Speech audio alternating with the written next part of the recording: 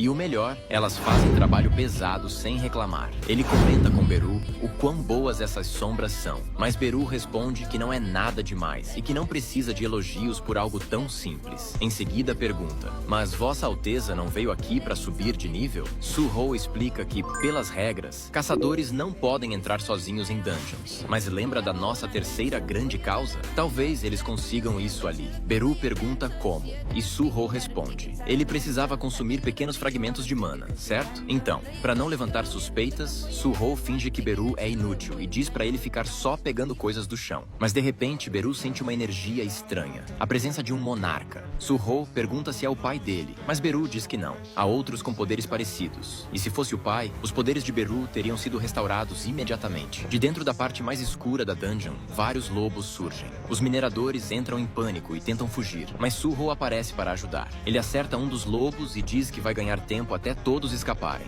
Observando os inimigos, percebe que os nomes deles estão em laranja, o que significa que ele consegue enfrentá-los sozinho. Bom, se ele estivesse sozinho, né? Ele vira pro professor e manda ele fugir, mas o professor se recusa a abandoná-lo de novo. Então Su-ho ordena que os goblins protejam o professor, acessa seu inventário, puxa uma adaga que guardou dos goblins e parte pro ataque. Rasga um dos lobos ao meio e invoca sua sombra para ajudar na luta. Enquanto ele enfrenta um, a sombra cuida de outro. Beru observa e percebe que seu jovem mestre já se acostumou a usar os poderes das sombras. Su-ho pensa que essas invocações são incríveis. Não consomem mana, então ele pode criar um exército inteiro. Depois de derrotar mais um lobo, o transforma em sombra também. Um por um, os lobos caem e se tornam parte do seu exército. O professor, assistindo tudo, só consegue pensar, esse garoto não é um rank, e nem a pau. Su-ho percebe que talvez tenha exagerado um pouco. O professor imagina se ele é um daqueles caçadores que escondem o verdadeiro rank. No meio dessa confusão, uma missão extra aparece. Su-ho olha pra dungeon e pensa, então tem mais? Um novo caçador surge. O professor vai até ele tentando conversar, mas o homem o ataca sem piedade. Su-ho reage rápido e consegue puxar o professor a tempo, mandando sua alcateia de sombras atacar o invasor. Quando olha para o nome do novo inimigo, ele está em vermelho, o que significa que é muito mais forte do que ele. O ideal seria fugir. Mesmo assim, ele pergunta a Beru se aquele homem é um monarca igual ao seu pai. Beru diz que ele tem uma aura parecida, mas ainda está muito longe de ser um verdadeiro monarca.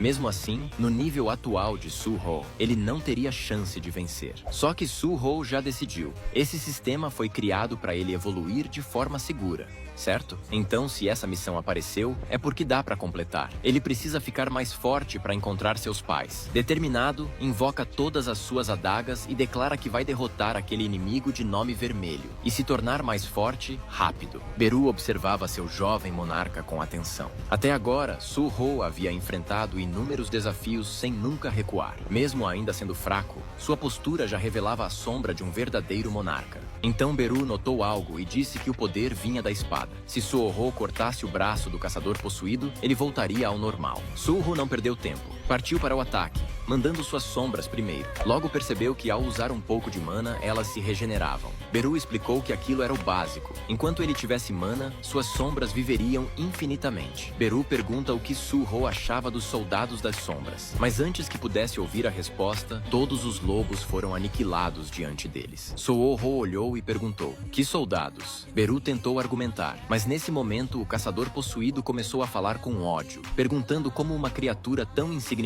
podia ter o poder do monarca das sombras. Isso fez o sangue de Beru ferver. Ele respondeu, dizendo que ninguém ousava chamar a linhagem sanguínea do monarca de insignificante. O monstro ficou ainda mais enfurecido. Disse que jamais imaginou encontrar seu maior inimigo ali, diante de si. Su-ho, sem perder tempo, lançou uma adaga direto no oponente, que a rebateu com facilidade. Mas Su-ho provocou. Era melhor ele começar a olhar ao redor. Diversas adagas voaram em sua direção. Ele desviou e rebateu todas. Su-ho sorriu e disse que, como esperado de um vermelho, ele lidou muito bem com aquilo, mas agora venceria na quantidade. E lançou uma chuva de adagas. Beru observava, impressionado. Aquilo era a autoridade do governante, algo que Su-ho carregava desde bebê. Porém, as adagas ainda eram fracas demais. O caçador destruiu todas com facilidade e avançou furioso contra o garoto. garoto. Su-ho foi obrigado a desviar de todos os ataques. Sabia que se apenas um golpe o acertasse, seria o fim. O monstro gritou,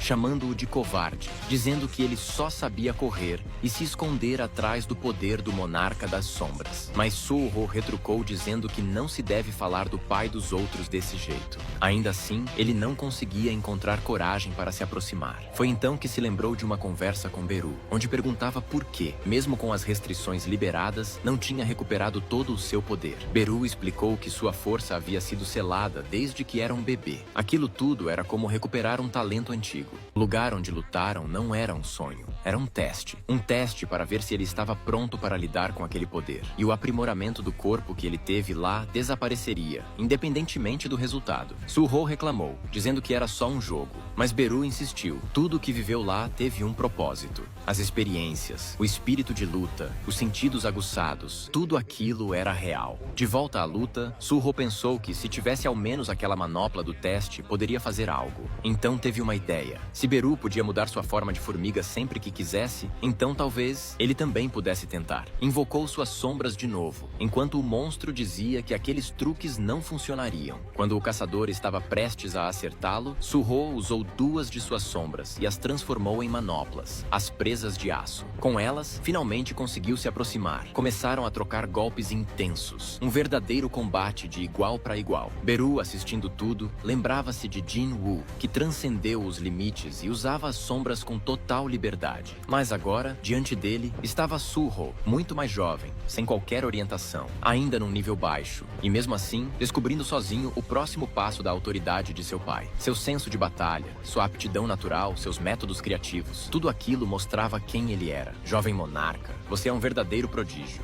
Depois de derrotar o caçador, Su-ho estava tranquilo. Ele sabia que teria trabalho, mas nunca duvidou que conseguiria lidar com aquele inimigo. Beru comentou que também nunca duvidou disso, mas Su-ho logo cortou, dizendo para ele parar com aquelas mentiras descaradas. Mesmo assim, Su-ho reconheceu que a luta foi muito boa. Afinal, ele tinha aprendido uma nova habilidade. Curioso, foi ver qual era a sua recompensa, uma técnica chamada Cortes da Tempestade. Animado, decidiu testar ali mesmo, mas percebeu que precisaria de uma arma para usar o novo poder. No chão, a espada observava tudo, se sentindo humilhada. Pensava que mesmo caída, ainda não era o fim. Ela acreditava que assim que o humano a tocasse, conseguiria dominar o corpo dele completamente. Mas para sua surpresa, quando Su-ho pegou a espada, nada aconteceu. A arma ficou em choque. Nem ela conseguia controlar aquele humano. Com a espada em mãos, Su-ho ativou Cortes da Tempestade, e o resultado foi um verdadeiro estrago. O ataque era poderoso, devastador mesmo, apesar de consumir toda a mana dele. Ainda assim, Su-ho ficou impressionado com o poder. Beru comentou que ele estava bem diferente do jeito que ficou quando ganhou a habilidade de extração de sombras. O professor de Su-ho acordou depois do choque, ainda meio atordoado, sem entender direito o que estava acontecendo. Su-ho apenas disse que ia levar um tempo para explicar tudo, então era melhor eles irem andando. Do lado de fora do portal, vários caçadores estavam reunidos cuidando dos feridos. Depois de deixar o professor em segurança, Su-ho avisou que ia dar mais uma olhada dentro da dungeon.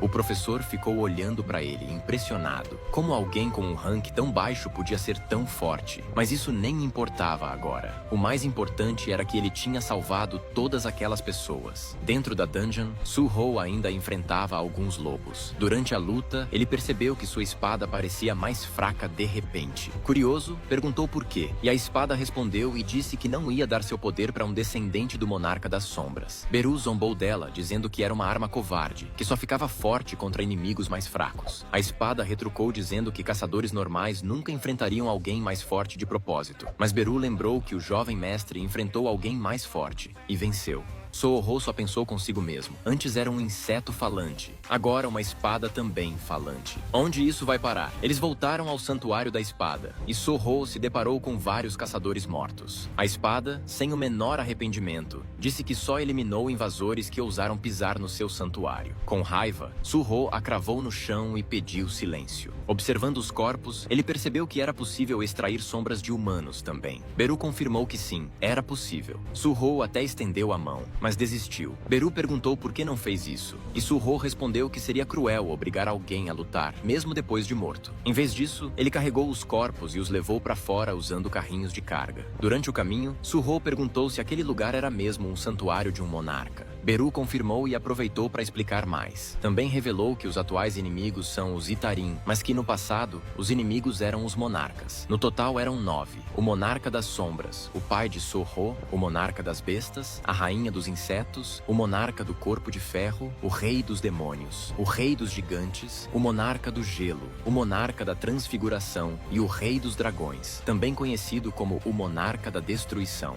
Todos eram incrivelmente poderosos, mas quando tentaram invadir a terra, o pai de Su-ho enfrentou todos eles e os matou. Su-ho ficou em choque ao ouvir aquilo. Seu pai fez isso tudo? A espada confirmou e disse que por isso o monarca das sombras era seu inimigo mortal. Se tivesse toda a sua força, ela partiria Su-ho ao meio e serviria aos lobos sem pensar duas vezes. Su-ho entendeu o sentimento da espada. O pai dele enfrentou monstros para proteger a terra e a espada só estava protegendo aquele lugar dos invasores. Ambos fizeram o que acharam certo para proteger o que amavam. Mas teve uma diferença. A espada queria lutar contra ele só por ser descendente do monarca das sombras. Se ela realmente queria proteger o santuário, não fazia sentido tentar derrotar alguém que nem o próprio monarca conseguiu vencer. Su-ho então disse que queria encontrar seus pais, mas por causa dos invasores, ainda não podia. E por isso, usaria qualquer força que pudesse conseguir. Se os Itarim invadissem aquele santuário, nem a espada escaparia. Mas se ela o ajudasse, ele também ajudaria a proteger aquele lugar. E perguntou o que ela achava. Sombras e presas lutando lado a lado na linha de frente.